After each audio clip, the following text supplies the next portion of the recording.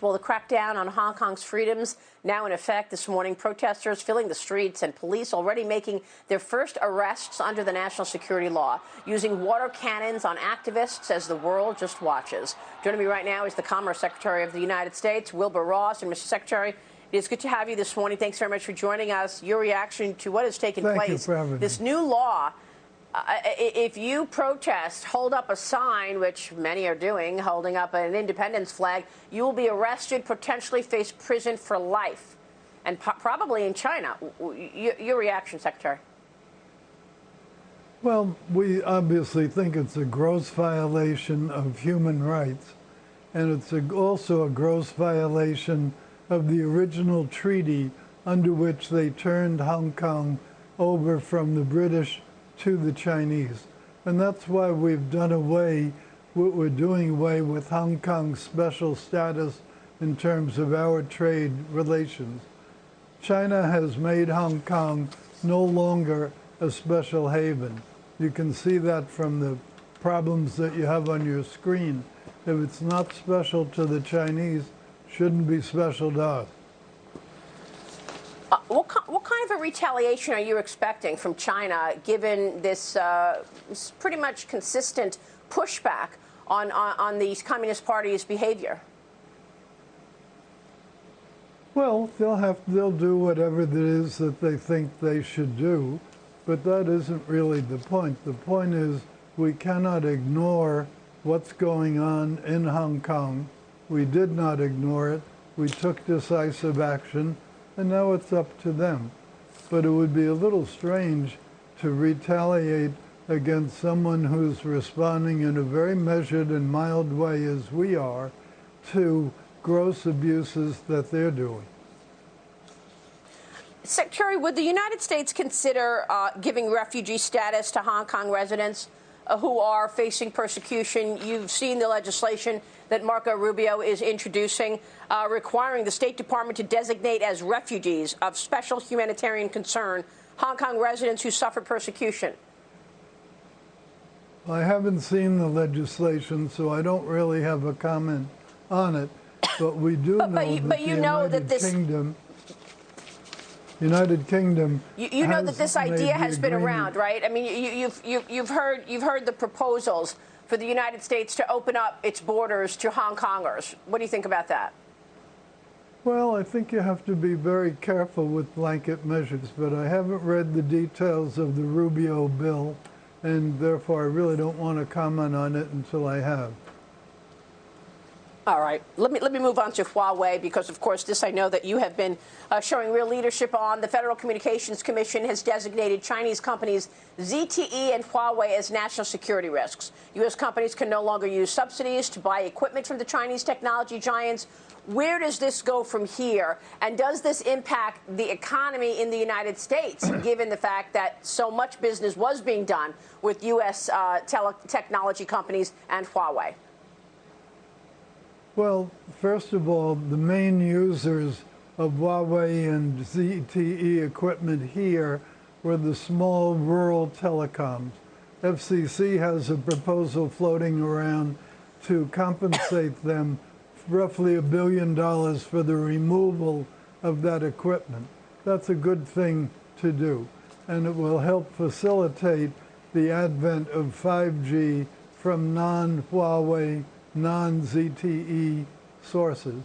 Second, we've been encouraging other countries also to pay attention to the clear national security risk in letting Huawei or ZTE provide the 5G service. 5G is very different from the earlier 4G, 3G, 2G in that it is fundamentally a software-based system. And that means that it's very, very hard to separate one part of it from another. The 4G was more of a physical equipment system, and therefore you could probably separate the delivery of the service through the cell phone from the main core. We don't believe that's really very feasible with 5G, and the problem is, in case there is a side door, a back door in the equipment, you'll never really know it until it's too late when they open it. So we think it's a genuine security issue, and I applaud the FCC for the action they're taking. Yeah, it's pretty extraordinary. It's like we can't get away from the Chinese Communist Party's espionage campaign any way we try. It feels like things have gotten much more aggressive coming out of the CCP. Is that a fair statement, since Xi Jinping was named dictator for life? Here's what I think is happening. They have this 2025 plan to become the dominant player in most modern technologies. To get to that plan, since in most sectors they're pretty far behind us, so to get to their plan, they feel they have to steal technology in order to try to catch up. That's a very, very unfortunate development, but it's not excusable. And quite dangerous. And quite dangerous. Let me ask you this, Secretary. I want to get into NAFTA, the replacement USMCA in a second, but I got to ask you about this new China-Hong Kong law, because it can be applied extraterritorially. So, are you worried about Americans who are currently living in Hong Kong? Could they be hauled across the border to China, tortured, jailed for life?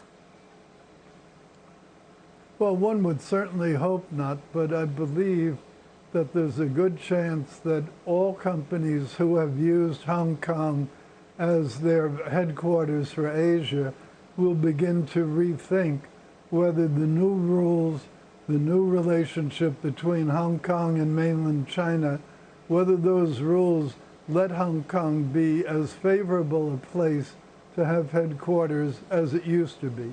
Used to be Hong Kong was a very, very special place. It had the rule of law. It had very good telecommunication systems, was very well located, and people were pretty well guaranteed freedom. As you change that, you're changing the fundamental attractiveness as a place for people to do business. Yeah, this is a really important point, that this potentially threatens Americans who live in Hong Kong. Initially, I didn't realize that it was actually applied extraterritoriality. Let me ask you quick before you go, Secretary, about USMCA, the USMCA agreement now in effect, replacing NAFTA. The deal will foster the trading relationship between the U.S. and its North American partners. Give us the impact and what kind of growth you expect as a result of this within the coming couple of years. Well, USMCA is really important because the former NAFTA treaty was filled with holes, and it caused a big increase in our deficits with our two big trading partners. Pre-NAFTA, we had in many years trade surplus with Mexico. Cumulatively, since NAFTA, we have incurred more than $1 trillion of deficits with Mexico. That's trillion with a big T. Mexico and Canada are the two biggest trading partners we have. For many of the states, a third of their exports, in some cases even more, go to Canada or Mexico. So it's a very, very important thing, both for agricultural products and for manufactured products, especially automobiles. The second problem with the NAFTA had been the rules of origin, meaning what percentage of a car or other product could come from outside, were poorly written.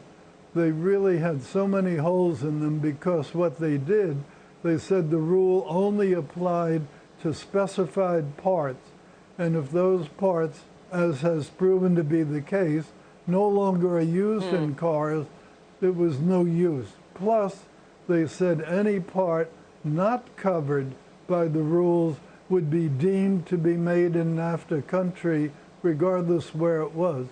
Well, that means basically all electronics were not used in cars way back when NAFTA was put in. Now they are.